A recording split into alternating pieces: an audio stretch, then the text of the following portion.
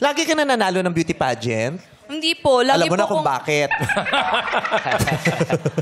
Hindi. Kasi dapat inaalam natin yun, di ba? Para kunyari, kung sumasali ka sa singing contest, tapos hindi ka nanalo, dapat inaalam, bakit kaya ako natatalo? Ano ba kulang? Baka mali ang intonation ko, di ba? Baka wala ako sa tempo. Kunyari, yung mga beauty queens, bago sila nanalo, katulad si Sam, di ba nakailang sali siya? For sure, inaral niya yun. Ba't hindi ako pumaslak dyan? Baka sumablay ako sa pasarela.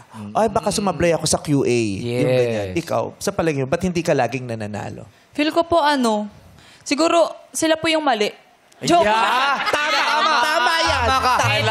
Ganyan din ang mindset.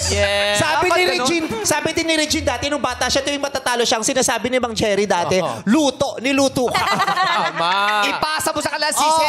Luto. Totoo. Pareho tayo, ganyan ang mindset ko. Oo. Ako na to eh. So, question. Di ka nila nakita. Question. Halimbawa lang, matalo ka ngayon. Sinong mali? Kasi samahan na naman. Alam mo, pag walang nanalo ngayon, walang nanalo sa 1 and 2, alam mo kasi sinong mali? Sino? Yung teacher nyo sa tourism management. Nabalik po pa yun eh. Enrollment pa lang nasa course description na yun eh. Bakit nila kayo pinasa na hindi nyo naintindihan yun? Joke lang. Nasa Joke website. lang yun. Oo, pero kung yun ang pamamaraan mo para maprotektahan mo yung mental health mo, di ba? Kaysa ma-stress ka, kaiisip. Di ba? Marami nga kaisip, ba't kaya ako natalo?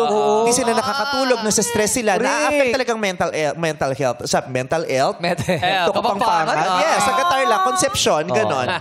So, di ba, sabi ko nga, pinakamadali lang, isipin mo, kaya ka natalo kasi nanalo yung kalaban. Yun. Oo. Yun naman talaga eh. Diba? Binigay ko lang po sa kanila yung chance para po sa sariling mental health nila. Inuna ko po sila, ganun. Uy, thank you. Concerned ka naman. Para naisip mo, pag ito tinalo ko, mai-stress to. Baka magka-anxiety. Nagpatalo ka. Ang galing. Lamparaya pala eh. Ang galing mo. So, one tayo So, one tayo. Hindi.